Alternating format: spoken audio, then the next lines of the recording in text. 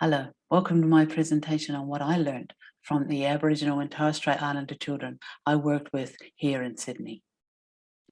Thank you for joining me in this experience and hearing about what I have been doing and working on over the last 5 or 6 years. But before I start, I would like to do an acknowledgement to country. Warami Midiga, hello friends.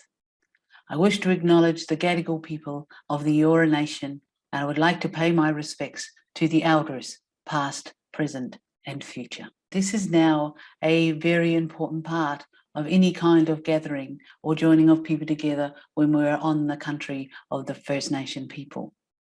This has also shown me the importance of acknowledging and recognising the country that we're on, but also it begins to build that relationship and trust. It also gives us an idea of where we are and what we're doing and what we're about. And for the children I worked with, we did this every day. The children wrote their own acknowledgement to country, and every morning when we gathered together at the start of the day, children would take turns at doing this acknowledgement country for the rest of us.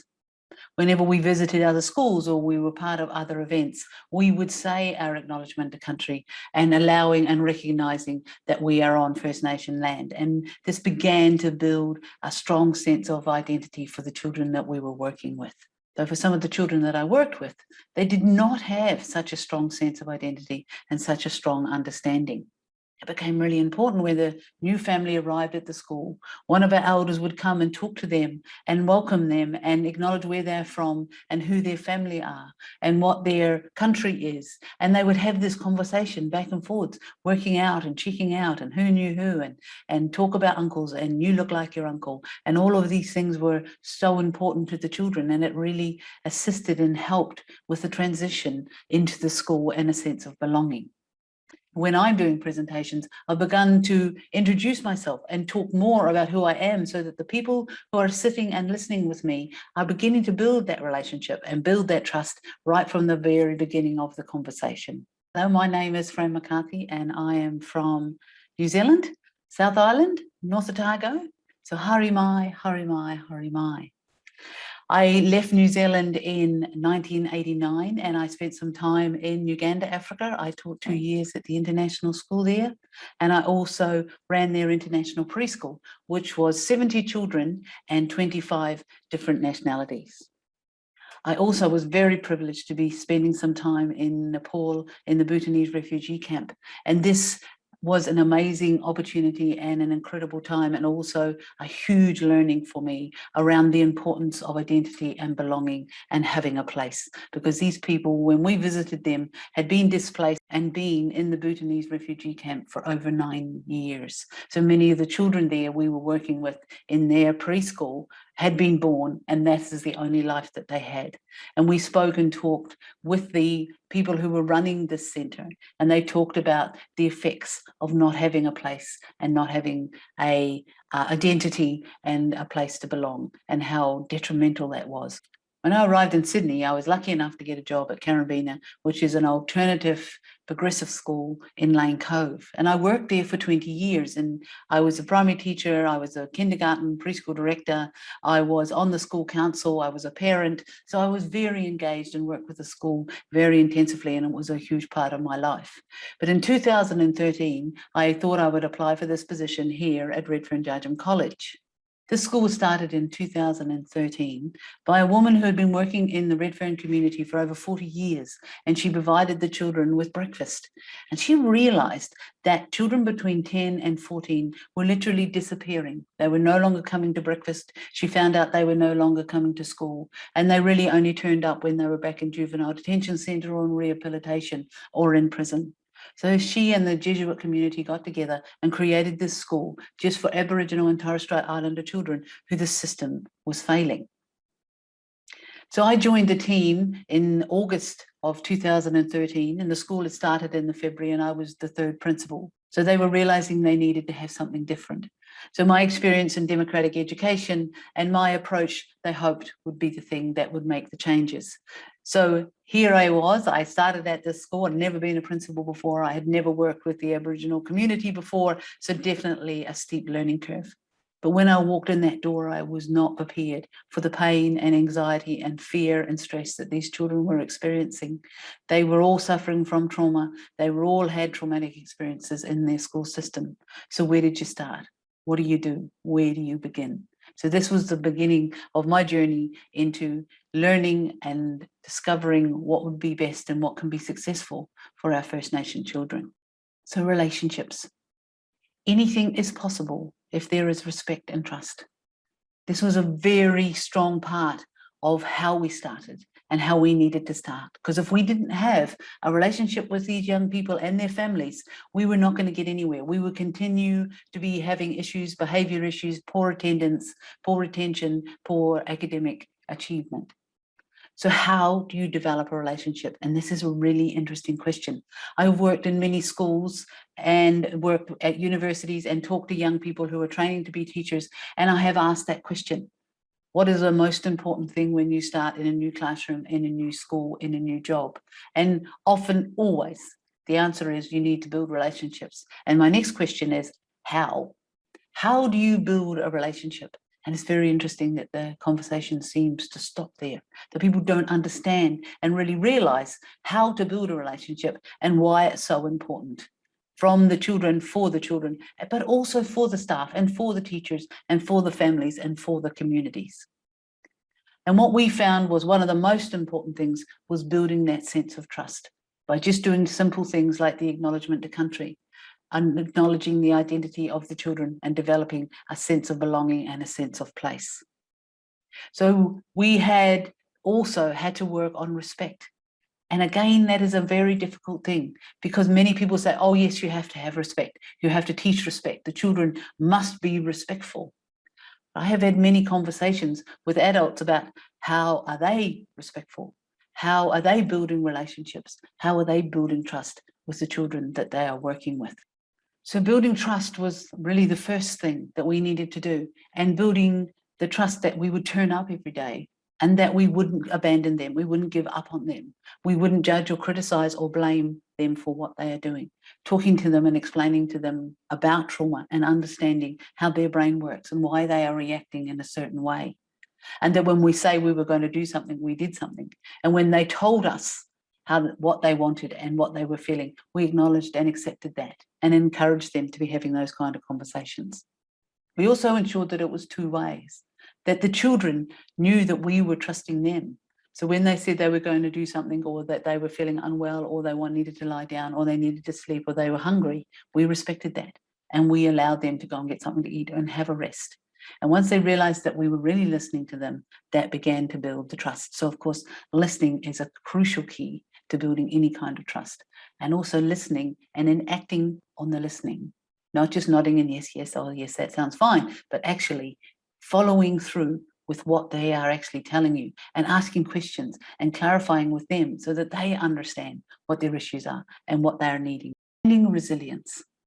I always thought that I was an incredibly resilient person, you know, that I could get out of bed every morning and I could go to work every day, but I was getting up and having a good breakfast and getting in my warm car and listening to my music on the way to work and then turning up and working with the children each day. And I could go home back to my house where I could lie on the couch and have a sandwich and read a book and enjoy my evening.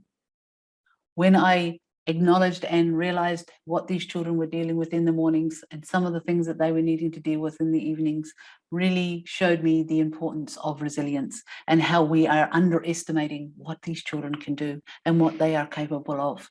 And I have always felt that often we as educators and the school system fails these children at the gate because we get stuck on things like pulling up their socks and tucking in their shirt and have they got their bag and, you know, their hair is too long. The small details that are failing these children at the gate because they are not going to accept that kind of judgment and criticism day in, day out, and day in and day out, which is the stories that they shared with me.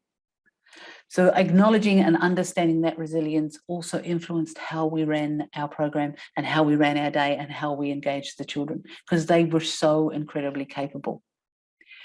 I took them on excursions regularly, and that was part of our developing relationships and building trust. And one day I took the children on a train to the centre of the city. We were going to the town hall. And before we got on the train, I gave them all their own Opal cards, and I started to count them before they went through the barriers to get on the train.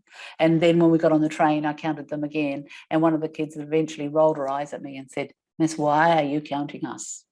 Just tell us where we need to get off and we will get off." And I said, "Right, okay, all right, sorry, thank you very much." And I sat down in my head, counting. We got to the town hall, I got off the train, off came all the kids, different carriages. They all started to get off, the little ones with an older one, making sure everybody was together, everybody sort of checking out where everybody was. And within 5 or 10 seconds, they were all standing in front of me. And I was frantically in my head counting heads, but they were there. They're used to doing that kind of thing. They're used to that kind of strength. I realized we can never walk in lines. When we needed to go somewhere, I would say, "We're going to the park," and we would walk to the park, and they would walk to the park with me. And at the end of the day, when we were coming back to school, I would call out, "We need to come back to school. The bus needs to go in 15 minutes. And I would walk to the pedestrian crossing, and all the children would join me there without having to stand in lines, without any kind of pushing or shoving or being grumpy or being impatient, and they would come because they're used to working and walking and traveling like that. So respecting that. And that leads on to the next point of when we actually started to look at how we wanted to improve things and how we wanted to change. This is when we started to have to look at how the school was constructed. We had to look at how the school was run and what we needed to do to ensure that it actually was working for the children. We had to ask every single day, is this the best thing for the child? Are we doing this because we always have done it this way?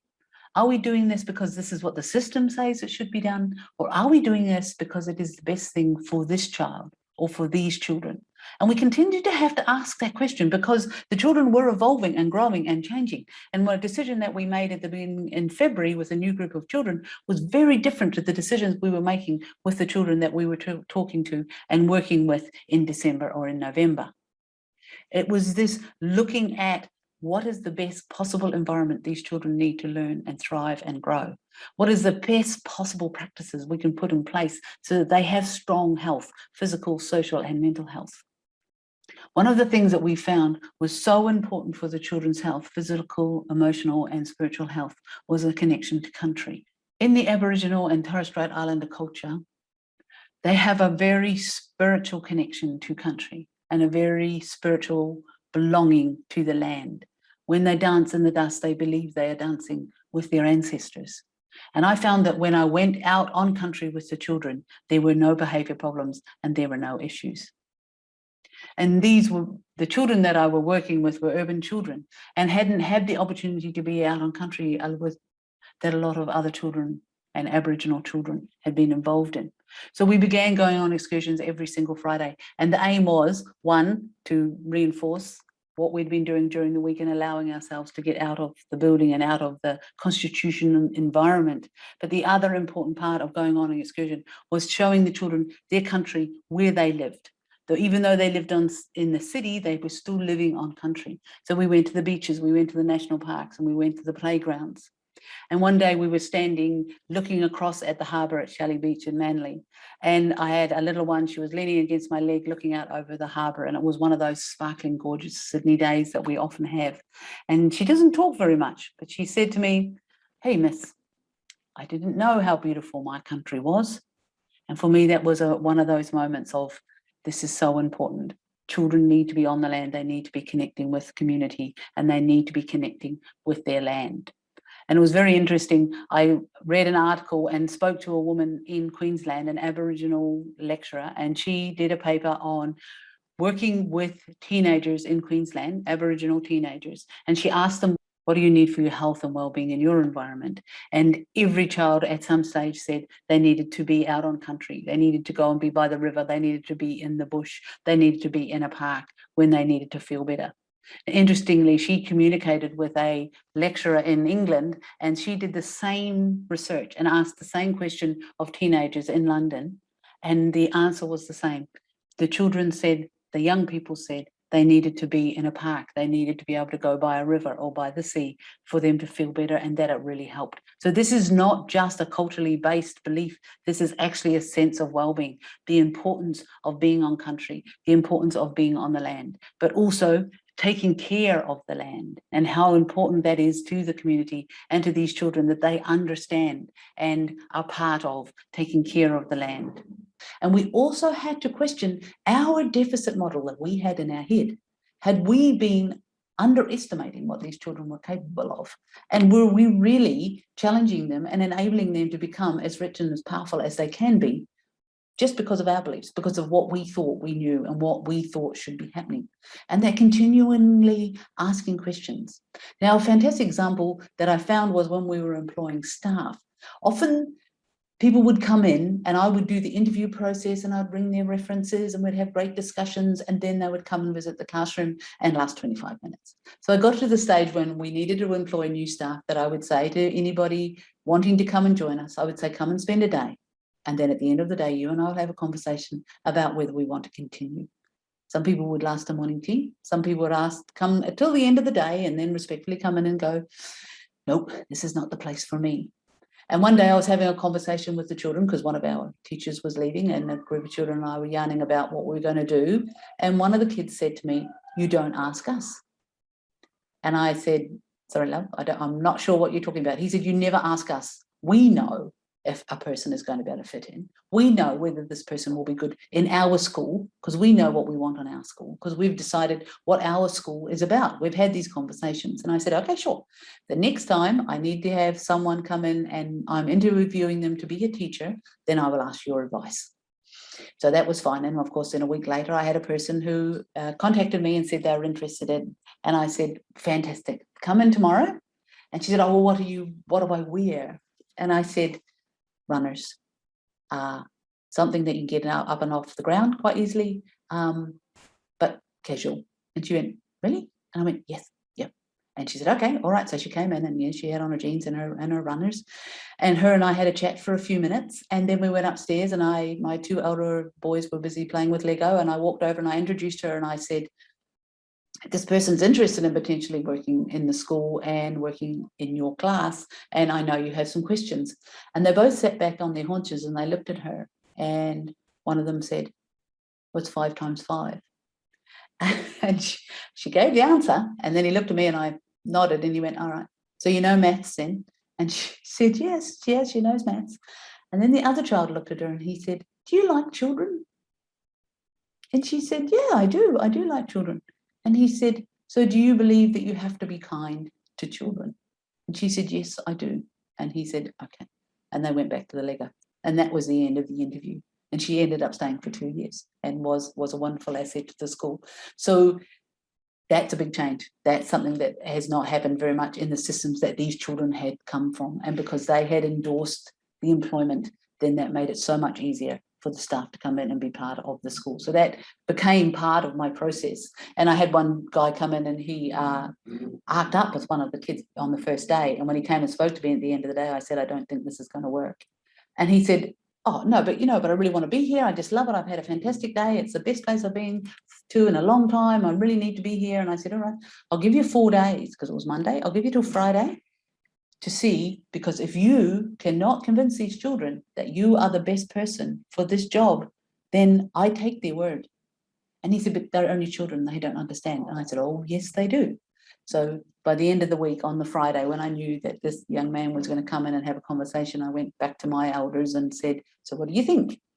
And they went, hey, yeah, he'll be all right. So I said to him, yeah, we go, you got the nod. And the same thing, he ended up staying for some time. But he said it was one of the most confronting weeks he'd had in his life, because he realized he had to be accountable to them, not them accountable to him. And he needed to show them respect before they would give him any kind of respect. I read the book Man's Search for Meaning, written by Viktor Frankl. And the thing that was the most powerful for me was the research he did around why people survived. And he worked, if you're not familiar with his work, he was in the concentration camps. And when he came out, he did research on why some people survived and some people didn't. And he made a hypothesis of what would be attributes of people who would survive. So, you know, they would be strong, they would have strong constitutions, they'll be resilient, they'd have grit, you know, intelligence, all of those things that you would assume would be a reason for people to be successful and survive and be able to live in those kind of circumstances. But what he actually found in the research was that the people who survived had hope, and they had a purpose, and they had a reason for living. Viktor Frankl found that people who had hope, they had hope that there were family members still alive. They had a purpose. They were going to go out and they were going to open that bakery, or they were going to start a school, or they were going to go and live in America. The people who had a hope and a sense of a future were the people that had more opportunity and potential to survive. And for us, the sense of purpose is crucial because we have one of the highest suicide rates in the world. Our young people are killing themselves because they don't feel like they have any sense of purpose, belonging, or identity. So when we were working at Redfern Judgment College, we talked to the children a lot about purposeful behaviour. So we didn't talk about discipline or punishment or suspension. We talked about behaving with purpose. So the reason you cooperated was that we can get things done and we can make some good decisions. The reason you kept safe is because it was important that we weren't hurting ourselves or hurting other people. The reason we talked about how we were feeling and what we were wanting and what we were needing is so we didn't have to be violent. So we could be actually making a difference and actually understanding how we were feeling and what we were needing. So this was part of how we worked with the children in managing and learning to manage and understand their own behaviour, especially the children who were suffering from trauma. So we talked about trust. So if we're going to go on an excursion, we need to trust that everybody's going to get on the bus and put their seatbelts on.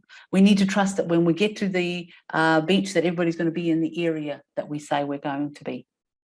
So we began to get the children to understand that it is theirs. They can actually manage and they can be in control of their behaviour, and that their behaviour is for a reason. You're behaving this way for a reason, and it's a reason for everybody, not just because you're naughty or because you're bad or because you're stupid or because you're annoying, because no one loves you.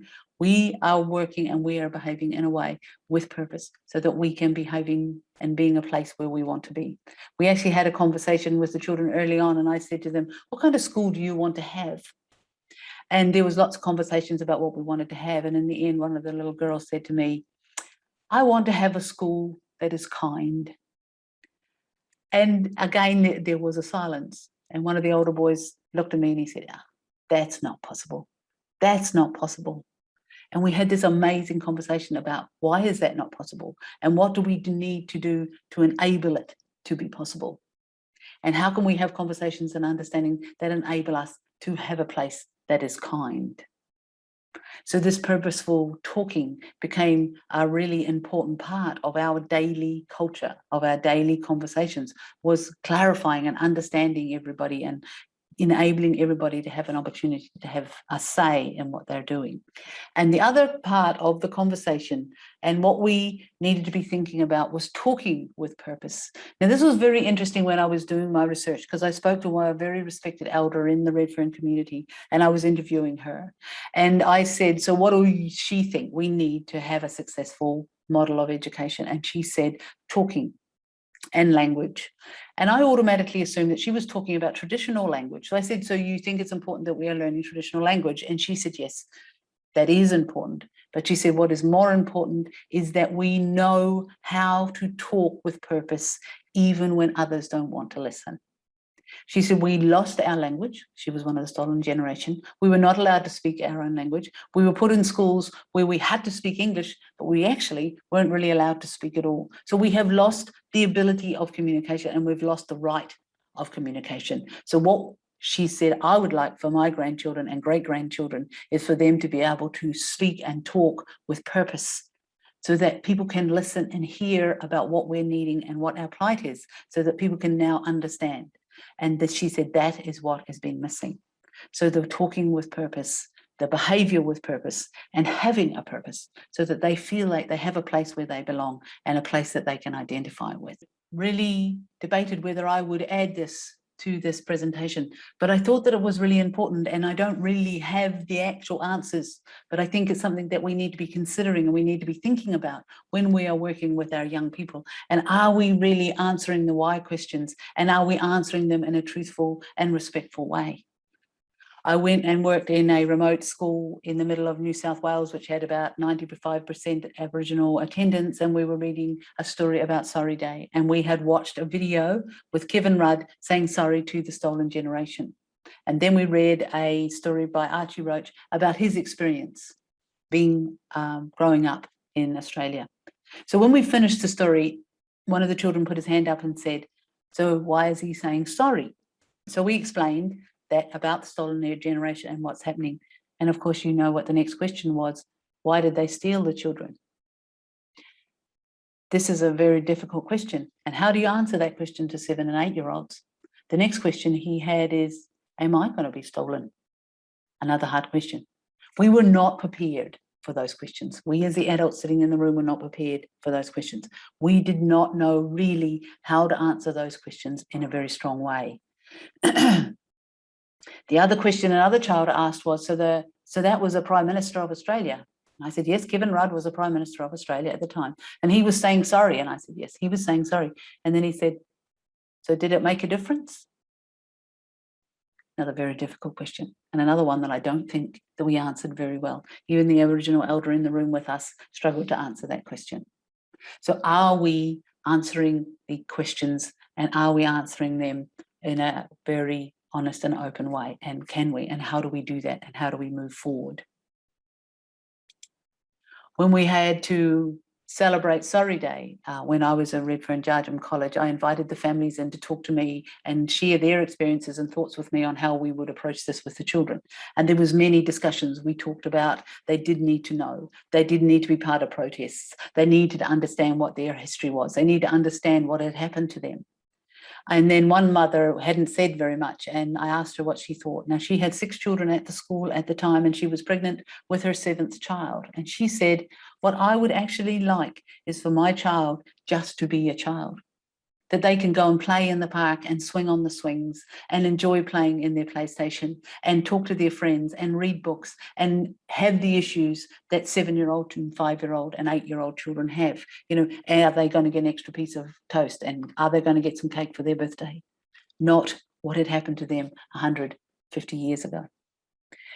So that again influences how we move forward and make those decisions. How do we deal with the issues? How do we deal with the past in a respectful way, though, that the children can walk away after hearing this still feeling strong and still feeling empowered and still feel like they belong in their own land? And I often had conversations with teachers, and they'd say, we want to do this and we want to do that and we want to say that. And I would say, can you guarantee me that the children would walk away from this experience feeling more empowered and understand more about their lives and feel better about it because of this conversation? And we struggled to answer that question, and I don't have the answers, but they are questions that I think we need to be answering more, and I think that it needs to be spoken about in a broader context. And in all of the Aboriginal communities that I've spoken to, and the elders and the aunties that I have been engaged in conversations, they keep saying people do not know what's happened. The history is hidden. How do we have a responsibility to be bringing that onto the table and thinking as a community how we talk and work with our young people and move forward with this knowledge, so that each child has an opportunity to be a thriving, contributing member of the community, not killing themselves when they're 15 or 16. The photo with this statement is from Celebrating Us, and this is a photo of the wall in our gathering room. Now, we developed this idea because we did not have any competition in the school. When I first arrived at the school, the children were given a lottery ticket if they behaved well, or they cooperated, or they sat down, or they did some work, and they were given a lottery ticket with their name on it, and it was put in a basket. And at the end of the day, the children were able to draw a lottery ticket out of the basket, and if that person's name was there on Friday, they went to the plastic crap cupboard and got a piece of plastic crap to celebrate how well they did that week. It got to the stage that on Friday afternoon, when this was happening, I had to go into the classroom and hold 2 children down, because if they did not win that prize, they just lost it. They were just so upset and devastated and angry that and from that moment on, I realized that this was not working at all. We needed to look at how we do something differently. And of course, bringing on my democratic principles and our belief about intrinsic motivation, it was important that we took this out of our day. We took this out of our program because it was not working and it was actually incredibly destructive. So there were no stickers. There were no marks on work. There were no grades. We never did any of those things because often children work really well collectively and they worked better as a group and they worked better as a team of kids of collective ages and knowledge and experience. That was the most successful learning that we found. So it wasn't about picking out one child and saying you're the best or picking out another child and saying that you're not the best. It was about them collectively as a group. Someone said, we need to give certificates to the children. And I did it only once. And we did it at the end of the day, and the teachers all told me what the certificate's about, and they made up these beautiful certificates. And at the end of the day, we presented the kids the certificates before they got on the bus. Everybody got on the bus, I got on the bus, everybody was settled, we had all our seatbelts on, and we were ready to leave. And as I got off the bus, the first paper plane hit me on the side of the head, made with a paper plane. And the first paper plane hit me on the side of the head, made from a certificate. I got off the bus, and by the time the bus pulled away, 3 further airplanes were thrown out of the window, made with the certificates. And it showed me how little the children recognised or wanted these certificates and how it really was of no value for them. So we had to come up with another way of doing this, because then one of the teachers came to me and he said, we never celebrate the children. We don't actually tell them when they're doing well. And I said, of course, because they're intrinsically motivated and they're here to learn, and that's what's important. And when we had the conversation with the children understood that. And often I would say to them, so why are we here? What are we doing? We're here to learn. We're here to grow and experience and be part of a community and be involved in, all of these things. And the kids understood that. And in a way, in a much deeper level than I had ever experienced, that they actually really did understand what intrinsic motivation was and why it was important for them to be learning for themselves. But bringing in the aspect of that they were important when they learned collectively, that we needed to celebrate collectively. So we decided every morning after our gathering, the children would celebrate us. And the concept was, every time someone was successful in the school about something, every time someone did something well or felt good about something or were proud about something, we would share it in the morning. And it doesn't necessarily have to be that child. So it started with the teacher saying, I want to celebrate Isaac because he came in really well today and he did, he made me a pancake. And I would write it on a little card and we'd clip it on the board. As we began to work through this process and the children understood what the celebrating meant, then they started to join in, and sometimes it would take 10 or 15 minutes, and we would have 15 or 16 of these little cards filled out of the children celebrating each other and celebrating themselves. And it actually got to the stage that they began to celebrate their families. So the kids would come in and go, I want to celebrate my mum because she's the best mum in the world, or I want to celebrate granddad because he came and visited us and told us some stories. And I would write these on the little cards, and then on the end of the week all the little cards were taken out, and some of the kids had little scrapbooks that they would stick their cards in. Some kids would just put them in their pocket and carry them around with them and show them to people as they saw them. And the kids also took their little cards home to their mums and their grandmas and their granddads. So everybody was involved. And the whole conversation was about, if you are successful, we are all successful. So if something went really well, like we went on an excursion or we went and we did a dance at another school to celebrate NAIDOC or whatever event we were doing and they did really well, I would go, I want to celebrate me because must be a pretty amazing principal because you all did so well at that dance. And the kids enjoyed the humor of that. When children were saying, I learned really well, and I said, oh, thank you, I'm so good at my job. And the teachers would go, yeah, we're so good at our job, aren't you lucky, we're so wonderful. And we realized that this celebrating together was fun, and it's something that never stopped. I thought that it would finish once we sort of got settled off and these ideas sort of fade away. Every morning, the children would go the end of the meeting and let's celebrate us, and we would do these things. And it became a very successful way of constantly reinforcing the children and reinforcing that they are important and they have got things to contribute. But it's also valuing all of the little successes that are not acknowledged in a NAPLAN test or in a personal learning plan, the things that were acknowledged of just being a wonderful person and just being the person that you are, and us celebrating that. The first time I heard this statement, the right to struggle, was when I was working in a Bhutanese refugee camp in Nepal, and we were talking about rights and responsibilities. And it was really interesting having a conversation and having them understand and share their understanding of what rights and responsibilities were, what their rights were and what their responsibilities were attached to that right. So like they said, they felt it was a right to be married. And it was really interesting, a really interesting conversation, because of course me and Chris, who was with me, we were talking about, oh, well, we didn't know whether marriage was a right, but for them that was a right. They had a right to be married. And then one guy stood up and he said something, and suddenly the room went quite quiet. And I said to the interpreter, can you tell me what he said? And he was looking a bit confused. And then he said, he told us that he felt like he had lost the right to struggle. And once we got him to explain that, because they were in the refugee camp, they couldn't work, because they weren't allowed to work out in the Nepalese community, because one, there was such low employment, but also if they worked, they lost their funding from the United Nations. So they were powerless. And he had lost his own right to struggle. He had lost his own right to be able to build a house and buy a car and get his children educated. He had lost that right by being in the refugee camp. And this has really come back to me when I've been working with the Aboriginal and Torres Strait Islander community, is because that's what they are asking for. They are asking for the right to struggle. They are asking for self-determination. They want to be making their own decisions and their own mistakes and governing and working themselves, so that they can be part of the healing and they can be part of the control of moving forward with their community. So that's something that they are working and fighting very hard for. So having a purpose, having identity, having trust and respect and relationships, and having that right to be determining and making decisions about your own life are some very powerful points that I think that we need to be thinking about when we're working and educating young people and being part of a bigger community. One of the most difficult parts of working with Redfern Judgment College children is then transitioning them into high school. And this is where things got very hard, trying to get them to be in a school that would take them and accept them and not just tolerate them, that they would say, yes, come in and tolerate their existence and accommodate them. What we wanted was these children to be welcomed and encouraged and felt important. So this took some time. And one morning I rang a principal and I wanted to enroll 2 children into her school. And she said, I would like the NAPLAN test, and I would like their personal learning plan, I would like their behaviour risk assessment, I would like this, I would like that, I would like this piece of paper and this piece of paper and this piece of paper, and went on and on. And then when she stopped, I said, I was actually thinking of sending you a child.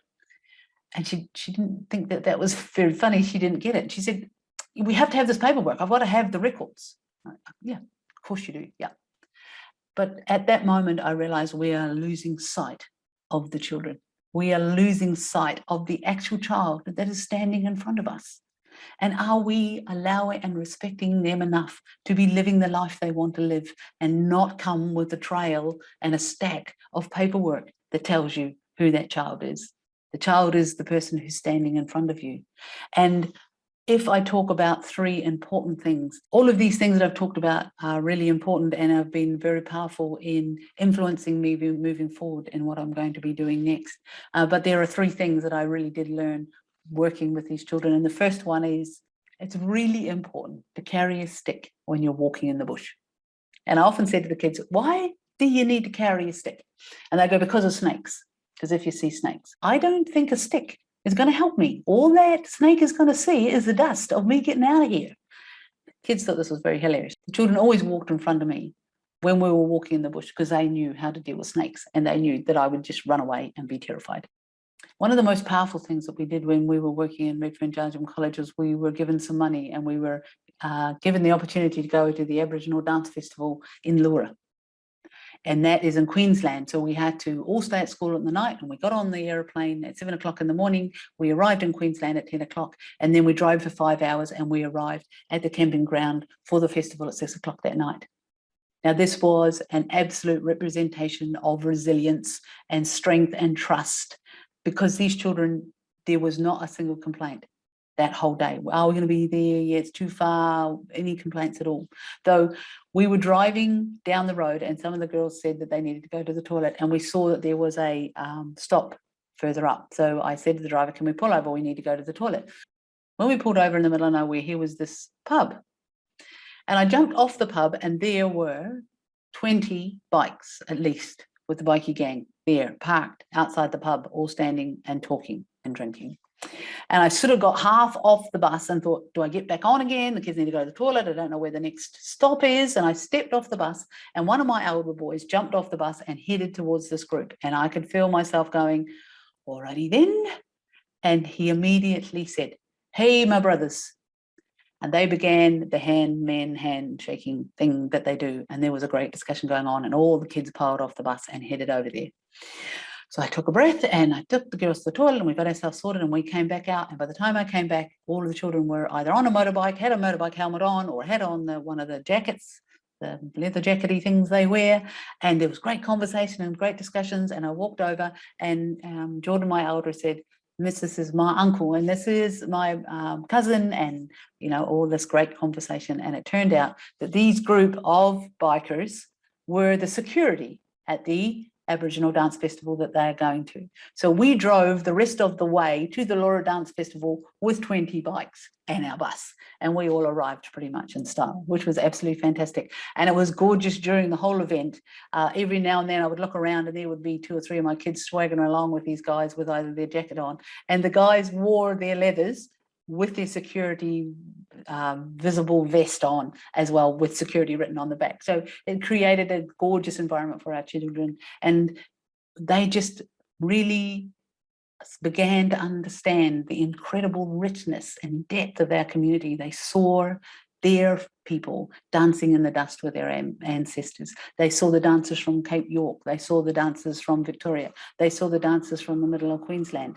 They were involved for the first time, really deeply embedded in their culture. So it was an extraordinary event. And when we came back to Sydney, one of the mothers came up to us when we were dancing for one of our community events, and she said, oh, Fran, she said, there's such a difference. They're now dancing with style. So that acknowledging and recognising identity was such a powerful thing.